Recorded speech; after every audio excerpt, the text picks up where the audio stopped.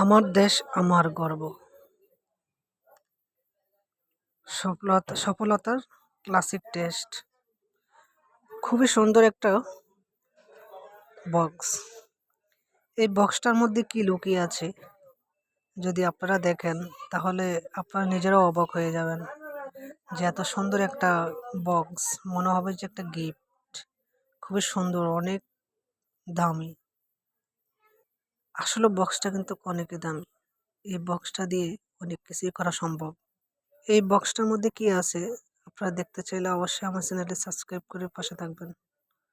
দেখুন, এটা একটা ম্যাজের কার্ডের বক্স। অনেক সুন্দর একটা বক্স তৈরি করেছে। আমার দেশ আমার গর্ব। কিভাবে এটা ওপেন করবেন, ম্যাজের কার্ডে বের করবেন, আমি তো আপনাদেরকে দেখাচ্ছি।